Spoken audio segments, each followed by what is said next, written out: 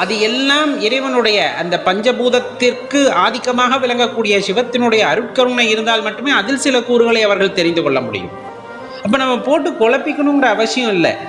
ஒப்படைத்து விடுங்கள், உங்களை இறைவன் பாதத்திலே ஒப்படைத்து விடுங்கள். கிரகங்கள் எப்படியோ இருந்துவிட்டு போகிறது, கிரகங்கள் எவ்வாறு செயல்பட்டோ போய்விட்டு போகிறது, அதை பற்றியெல்லாம் கவலை இல்லை. இந்த பார், உன் கையில் உன் காலில் என் வாழ்க்கையை சரணடைஞ்சிட்டேன். இனி நீ என்னை அடிப்பையோ துவைப்பையோ என்னைய சந்தோஷமா வச்சுப்பையோ எல்லாம் உன் பொறுப்பு. நீ என்ன பண்ணால் நான் அப்படியே ஏற்றுக்கிட்டு போகிறேன்னு வாழ்க்கையில் நினச்சி பாருங்க. அந்த வாழ்க்கை வித்தியாசமான வாழ்க்கையாக இருக்கும்.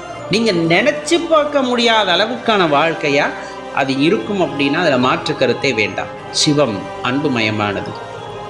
பஞ்சபூதங்களையும் ஓர் உருவாக மாற்றி உனக்கு உடல் கொடுத்திருக்கிறது என்றால், அந்த பஞ்சபூதங்களிலே மாற்றத்தை ஏற்படுத்தி உனது வாழ்க்கையை மாற்ற முடியும் என்றால், இறைவனின் பாதத்திலே நீ சமர்ப்பிக்கின்ற உன் வாழ்க்கையில் அந்த பஞ்சபூதங்களிலே மாற்றத்தை ஏற்படுத்தி உன்னை சந்தோஷமாகவும் வைக்க அந்த சிவத்திற்கு முடியும். அப்படிங்கிறத உணர்ந்து சிவபாதம் சரணடைகின்றோம் அப்படின்னா கண்டிப்பாக வாழ்க்கை ஆனந்தமானதாகத்தான் இருக்கும். அப்படிங்கிறத மறந்துடாதீங்க.